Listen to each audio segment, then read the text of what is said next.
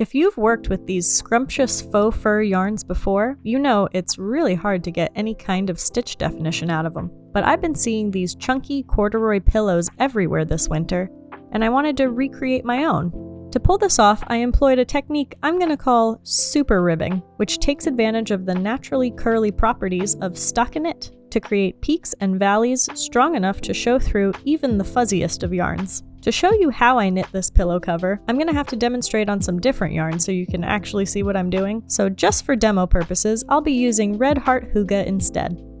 For this stitch pattern, you can cast on any number of stitches. I did 21 stitches on 10mm needles in my Loops and Threads Faux Fur, for example, to create my small 12 by 12 inch throw pillow. And since this yarn is so hard to do a swatch for, I recommend knitting up your pillow cover first before you go purchase your pillow form so that you know what size it will ultimately be. Then choose a form that is the same, if not an inch smaller than your cover, because we don't want the end fabric stretching too much and flattening out that ribbing. So cast on 21 or more stitches, and the first row will be a right side row, and we will be purling.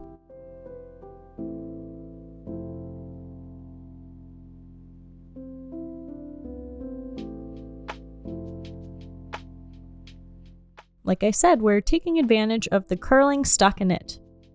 All knits on one side and all purls on the other to make this super ribbing. So your first several rows will be stockinette, with the purl side being the right side, and the knit side being the wrong side.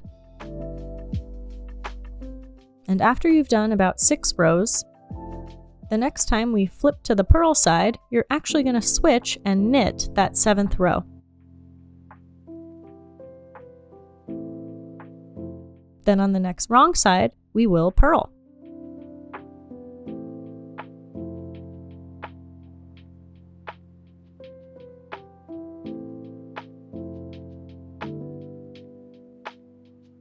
On the next right side, knit.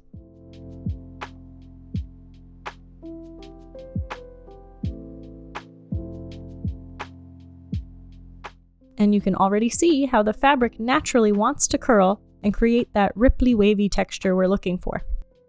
So with these 3 rows of purls here on the wrong side, I'm going to switch back and reverse this stockinette pattern again by knitting this row.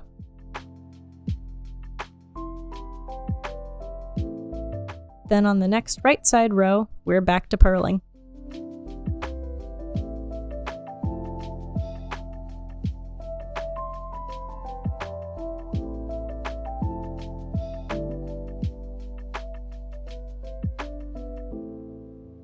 So what I'm doing is alternating these thicker chunks of purl stitches on the right side with thinner bits of knit stitches between them. And you can continue to knit your pillow cover this way, alternating thicker strips of purls and thin strips of knits, until your piece measures twice as long as it is wide. Then I bound off in the middle of one of those thinner knit strip sections, and to make mine a pillow cover, I folded it in half and seamed up 2 sides, stuffed my pillow form in, and sewed up the top. And there's no need for any sort of special seam with this yarn. It does a great job turning every seam into an invisible one. So here's how I did mine. I just took a little crochet hook to help me get through both sides of the pillowcase. And I pulled a bit of extra yarn through, and then pulled a good amount of length so that I have enough to seam up the whole side. Again, just kind of poked through both sides. I can't see which stitch I'm working into any better than you can, but I'm making sure to get my hook through both sides of the piece and pulling that yarn tail all the way through towards me. And this is effectively the whip stitch, perfectly suitable to close up the pillowcase.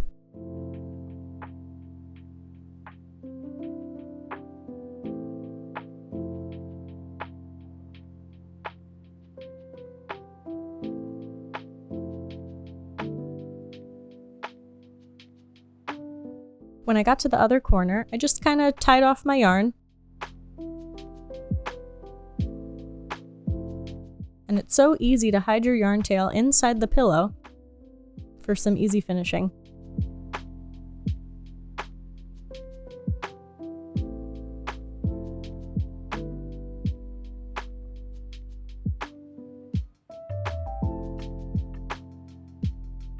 I hope you enjoyed this pattern.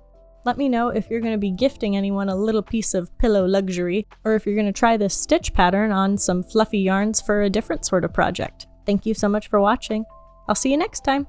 Bye!